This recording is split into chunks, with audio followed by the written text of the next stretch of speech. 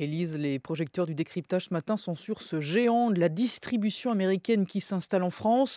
Il s'appelle Costco, magasin grossiste de la grande distribution qui pose sa première pierre tout à l'heure. Ça va se passer à Villebon-sur-Yvette en région parisienne. L'enseigne a un gros appétit. Elle vient d'enfoncer un coin dans le sol de la vieille Europe. Oui, Costco, vous connaissez ça mieux que personne. Fabienne, c'est un grossiste comme l'allemand Métro, mais un grossiste aussi pour les particuliers. Vous et moi pourrons donc, pour une cinquantaine d'euros d'abonnement, aller y acheter des produits en grande quantité pour profiter de prix cassés sur des articles souvent fabriqués en Chine. L'offre va de la pizza à la télévision ou l'ordinateur. 4000 références chez Costco.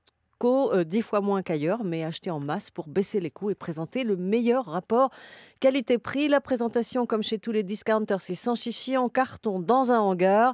Costco a mis 5 ans à poser le pied en France. Il a déjà 2 magasins en Espagne et prévoit d'en ouvrir une dizaine chez nous, principalement autour de Paris. La première pierre, vous l'avez dit, c'est ce matin à Villebon-sur-Yvette, 13 700 mètres carrés qui ouvriront au printemps de l'année prochaine. Et alors, ça fait peur aux grandes marques de la distribution, ça ou pas? Oui et non, car dans ce domaine, on ne peut pas savoir à l'avance quelle sera la réaction du consommateur. Mais oui, cette force de frappe du groupe américain inquiète. Costco, c'est tout de même le numéro 2 mondial de la distribution.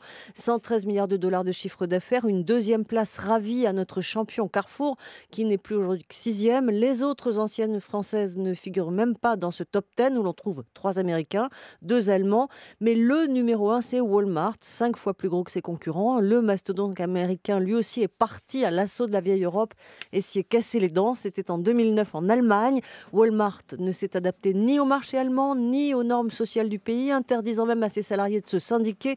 L'enseigne a dû vendre ou fermer ses 85 magasins, comme quoi la force de frappe n'est pas forcément un gage de réussite à l'étranger. Mais alors, si Costco avait fait un autre calcul, Lise, c'est-à-dire être le premier, mais au bon moment. Oui, le premier, au cas où le TTIP serait signé, le premier à vendre les produits américains inconnus des Européens et qui aurait franchi la barrière des normes de l'Union. Le TTIP, le TTIP. Hein. TTIP, Voilà, oui. le TAFTA. Le TAFTA.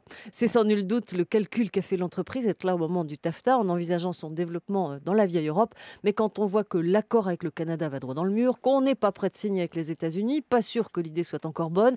Qui plus est, l'enseigne arrive à un moment où les consommateurs sont inquiets, méfiants vis-à-vis des produits, encore plus s'ils sont américains, pointilleux sur ce qu'ils achètent, lassés de la malbouffe et des scandales sanitaires. Ils se détournent même des hypermarchés.